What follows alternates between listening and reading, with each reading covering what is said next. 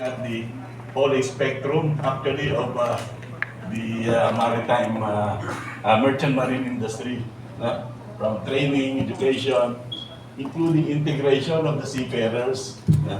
And that is actually what PMA would like to do.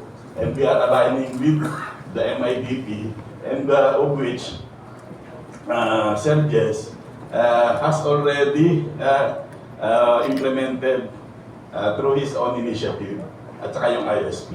So, sir, thank you.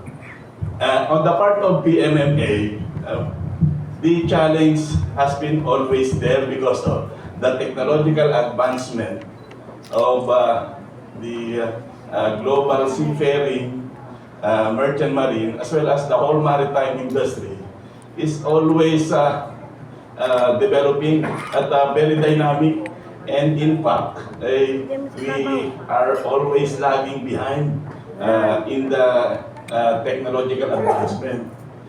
Say for instance, in the areas of digitalization, the Philippines is trying to catch up with the electronic bills of lading, the digital navigation, as well as cybersecurity, which the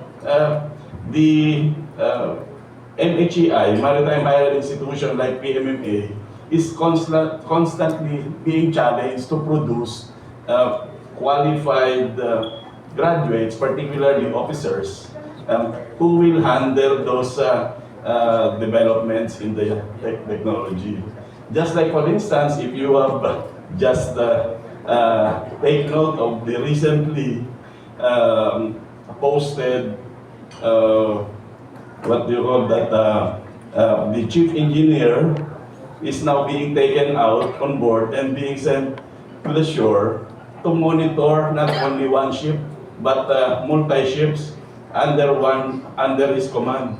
So you can just imagine removing a chief engineer on board, putting him ashore to multi-manage different scenarios of the ship. And if PMMA would like to look at the future, we have to look at these developments.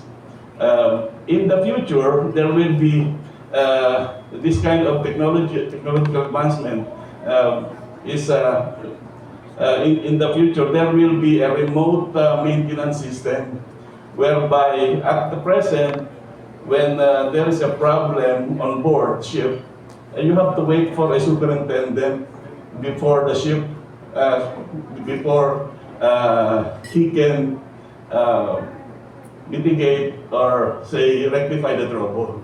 In the future, it will not be like that. It will be like someone on the shore doing the troubleshooting of the vessel on board. So these are the things that we are trying to look at. We have put up some kind of AR, VR, and now there is already an XR. And this kind of requirements require digital competencies. And in order to do that, our curriculum should always be dynamic, not only looking at the requirements of the SCCW courses, because SCCW courses are some kind of, these are kind of the previous requirements na kinakailangan ng i-update. And if the maritime institutions are not given, are not empowered to update the curriculum according to the requirements of the shipping company, then we will not be able to catch up. That's why in PMMA, aside from the regular curriculum that we are having, we try to input several modules of the requirements of the company, just to satisfy the technological advances that we have. And in the case of, say, distance learning, for instance, we have instituted online learning so that people who may not be able to access the face-to-face scheme may still continue to access our educational system, including the training, and so on. In the case of our capacity building, it is true that the charter of PMMA prohibits us to create additional programs, of which, the maritime industry itself has to cover, is covered. No? Like for instance, our charter now has particularly allowed us to provide 2 Bachelor of Science degrees, the Maritime Transportation and Marine Engineering, and of course with other related fields, but that is not so with the bachelor's degree. But for the provision of short courses, certified courses, we are allowed to do that. However, since we have only 2 BS in our charter, and as a government institution, the budget is also limited to that programs. And in order to do that, we have to we have to think outside of the box, and we have to innovate how we can satisfy the requirements of the industry. Short term and long term, we have plans for that, including the change of charter in order to strengthen not only the program but also the organization itself. And with the end in view of increasing the beneficiaries of the PMMA program.